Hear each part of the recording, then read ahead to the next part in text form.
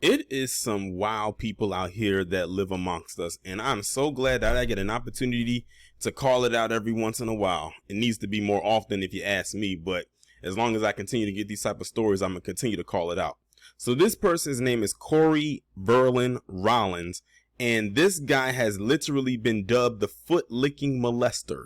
And the reason why he got that title is because this guy approached this little boy at a trampoline park and out of nowhere just started to lick his feet. It's like I said, it's weirdos out here.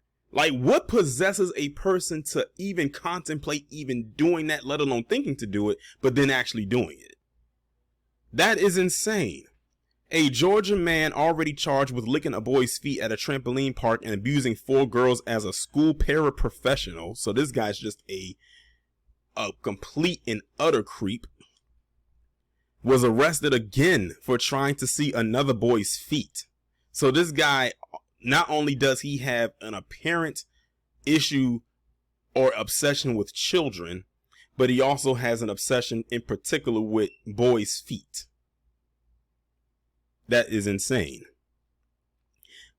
Caurey Rollins, age 26, faces a new criminal case, this time for attempted child molestation. Authorities claim he drove up to a 12-year-old boy who was playing basketball in a driveway on Wednesday.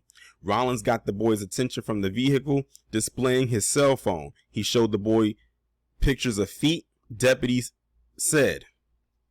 He allegedly asked the boy if the child's own feet resembles the one in the photo, but the boy said no. Rollins allegedly asked to see the boy's feet, but the 12-year-old rejected him and ran inside the home. That was smart on the boy. Are y'all hearing this? This guy actually has pictures of children's feet in his phone and was trying to entice this boy and asking him, does his feet resemble the one in the pictures? I need to ask my Georgia followers, my Georgia subscribers, have y'all heard about this story? And the thing is, looking at his picture, no one would suspect him of even doing stuff like that. And that's why I always tell people, the most unsuspecting people are some of the most suspecting type of people, or the people you should be suspect of, because they wear their disguise so great. No one would probably suspect this guy they probably see him as just a regular, normal, everyday guy just living in the world, would never look at him and probably suspect that this is how he gets down. Unless people are aware of his behavior. And if you are, y'all should have spoke up sooner. And he probably displays himself as one way around people he knows and who knows him. But this is who he is on the back end when no one else is around. And I can only imagine what they'll probably find in his home. What it may be on a flash drive or a hard drive. This guy probably got terabytes of feet pictures all through his computer. And his phone, for that matter. The child's mother, who recently heard about a similar case, looked it up on the news, and her son identified Rollins as the suspect. Rollins had reportedly been released from jail on May 8th for unrelated but similar charges on a $38,700 bond and without an ankle monitor. So this story just got posted on May 21st, 2023. I'm recording this on the next day, May 22nd. They say he got released from jail on a $38,700 bond on May 8th for something else, and now he's back in the news again. It's clear and evident that this guy needs to continue to be locked up and not have a bond. This guy clearly is unhinged. He does not need to be out there in regular society. And see, the thing is, the fortunate part about this is that no child got kidnapped. Because this guy, leave him out there long enough, he might actually go and purchase a van and paint it all black and turn into the black phone for real. So they need to keep him out of public. They need to keep him locked up. The Richmond County Sheriff's Office previously said he licked the toes and feet of a 7-year-old boy while at Urban Air Adventure Park. The establishment owner told deputies about Rollins being alone in a fenced-in area designed for children to play. Rollins allegedly approached the victim and tickled his feet, asked him to remove his socks, and eventually licked both of the victim's feet. The deputies wrote. I'm trying to figure out, why isn't this guy on some kind of an offenders list?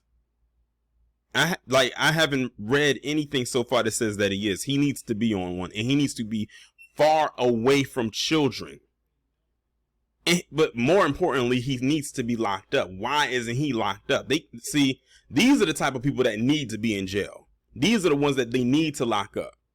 They out here killing innocent, unarmed black people for whatever reason they give, but you let this walk around? Rollins was reportedly displaying his phone and the device's flashlight was turned on. Rollins, then a physical education paraprofessional at the Glen Hills Elementary School in Richmond County, so he was working around kids, was put on unpaid leave on January 17th because of the urban air allegations. He resigned on February 11th, 10 days after Richmond County schools learned of an allegation of him inappropriately touching female students. I appreciate everything you have done for me so far, but it is in my best interest to step down from the Board of Education and seek other employment, Rollins reportedly wrote in a February 11th email. He doesn't need to be working around anybody for that matter, especially kids.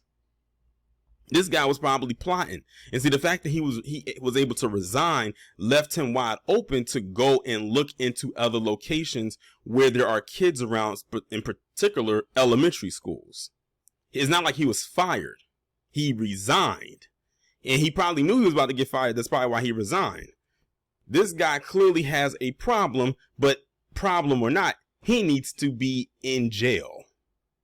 I wonder how many toes and feet he gonna have an opportunity to lick when he's in there. Those ain't kids he dealing with. He was indicted in April for the urban air claim and for allegedly molesting 4 girls. Creeps out here. Weirdos and creeps. And like I said, don't think for a second they are just outsiders. They are those who are within. And oftentimes, I often wonder too, when people hear about this who may be related to people like this, I wonder how their family feels. Like if he has any siblings, his mother and father, how do they feel knowing that their son or that their brother did this? Especially if they're maybe a well-known family, like people know them in the neighborhood or whatnot. That puts a stain onto their reputation, because I'm sure they're going to say, we didn't raise our son to be like this. We don't know what made him out to do stuff like that. And I often wonder that too, especially if you seemingly was raised in a good environment. What possesses someone to turn out like that? That's like some deep psychological stuff. Like if you could go inside their brain, what was a trigger point? Like what was you watching? And speaking of watching, I'm scared I even have to ask this, but I'm curious. What kind of stuff was he watching at home? What is on that phone? That's why I said with all of this stuff right here, with that thorough investigation, I wouldn't be surprised if they found some CP on there. Whether it's stuff that he watched or even, dare I say, downloaded. It's right up his alley. Or just looking at people's feet. Well, kids' feet, that is, because he didn't mess with adults. These were kids. Like the details behind this story, just in the opening alone with the trampoline park and him going up and sniffing and licking on his kid's toes. Just sick stuff. He deserves every type of brutal, crucial punishment that you could think of.